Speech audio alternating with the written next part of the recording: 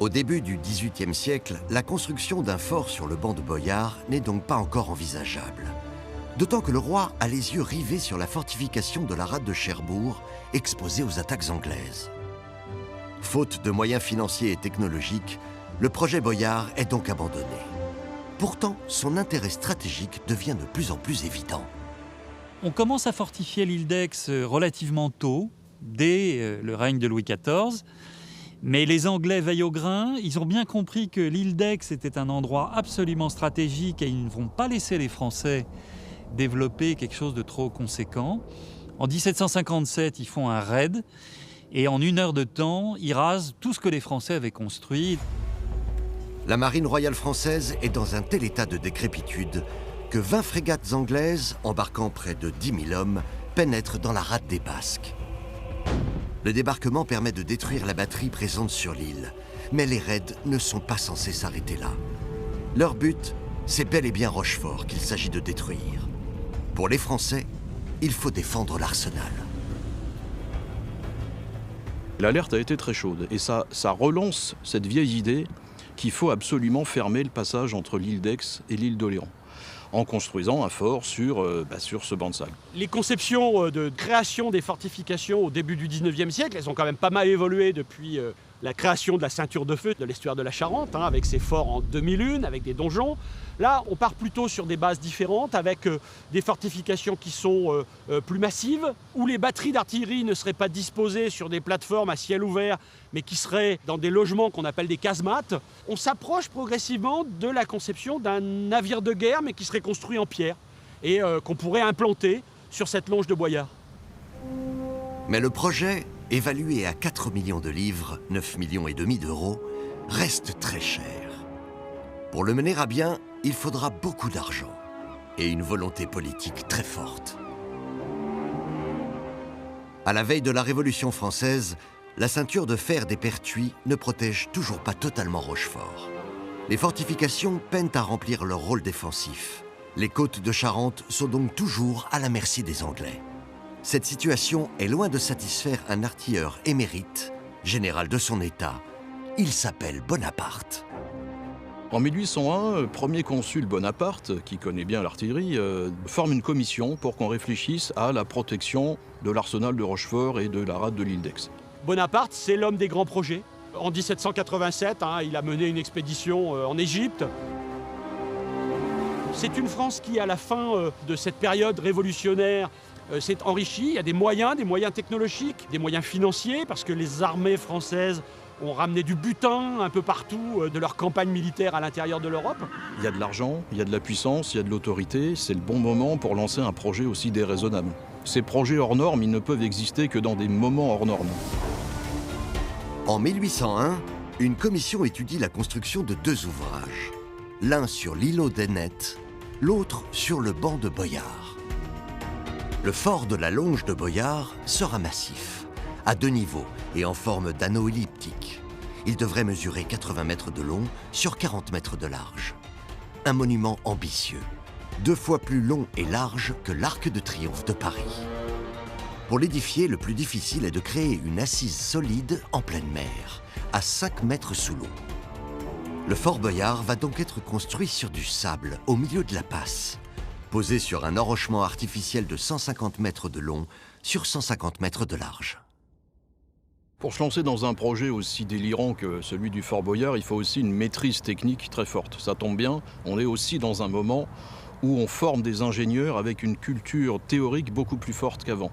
Et c'est vrai qu'au moment du consulat et au début de l'Empire, on a un corps d'ingénieurs qui est extrêmement aguerri, extrêmement bien formé et dont l'information technique est au top pour se lancer dans des grands défis comme celui de la construction du Fort Boyard. Et la première fois que vraiment on imagine un fort complètement adapté à l'artillerie du temps de la fin du XVIIIe, c'est Fort Boyard. Si le sommet du banc constituerait l'endroit idéal pour édifier le fort, la portée des canons de l'époque oblige à le centrer dans la passe. Il sera donc édifié sur un enrochement artificiel situé 1 kilomètre plus au nord. Ce nouveau positionnement place le fort à 2900 mètres de l'île d'Aix et à 2400 mètres de l'île d'Oléron. Le projet de Boyard, en fait, il repose sur un principe extrêmement simple, c'est qu'on a un banc de sable, il y a à peu près 4,50 m à rattraper pour atteindre le niveau de la mer. Donc on fait un gros tas de cailloux. Et sur ce tas de cailloux, on construit une plateforme en pierre de taille, et sur cette plateforme, on construit un fort. Dit comme ça, c'est pas compliqué. Dans les faits, évidemment, c'est un peu plus difficile. Alors imaginez la création d'un récif artificiel qui ait les dimensions d'un terrain de football et surtout auquel on puisse faire adopter une configuration relativement homogène de niveau pour pouvoir se lancer dans la construction d'un fort. Très vite, on va se rendre compte que techniquement, c'est quelque chose qu'on ne peut pas atteindre. Le premier problème est simple. La partie de la longe où doit être implanté le fort ne se découvre pas à marée basse et reste située à 4,50 m de profondeur. Les défis techniques et financiers sont tout simplement colossaux. Même Napoléon est obligé de composer un peu avec la nature. Même si les surcoûts des travaux liés à la nouvelle implantation sont considérables, le premier consul Bonaparte valide le projet le 7 février 1803. 10 navires sont affectés aux premiers travaux. 16 sont encore en construction en Bretagne. Le chantier, perdu au milieu des flots, est loin de tout, et surtout de Rochefort. Il lui faut une base arrière. Et on va choisir d'implanter un camp de base du chantier à l'embouchure d'un chenal navigable sur l'île d'Oléron, le chenal de la Pérotine.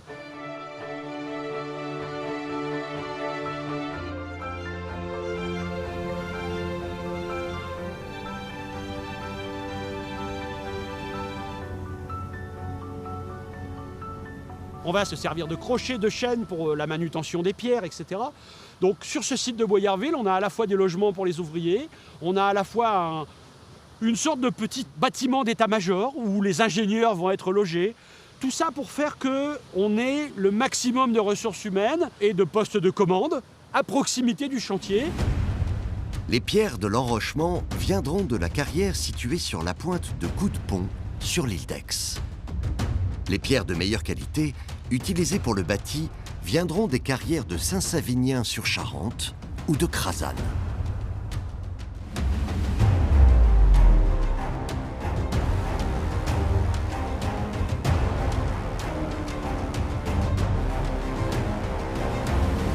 C'est une carrière qui a été exploitée sur un peu plus d'une centaine d'hectares et jusqu'à 18 mètres de profondeur. Les hommes taillaient des blocs qui faisaient de 300 kg pour les plus petits blocs jusqu'à 5 tonnes pour les plus gros. Et ces blocs étaient acheminés par le fleuve Charente, qui est à peu près 800 mètres d'ici à vol d'oiseau. Utilisées depuis le 1er siècle de notre ère par les légionnaires de Rome, les pierres calcaires des carrières de Crasane ont servi à l'édification des monuments gallo-romains de la région, comme l'Arc de Triomphe ou l'amphithéâtre de la cité de Medialanum Saintonum, sainte aujourd'hui.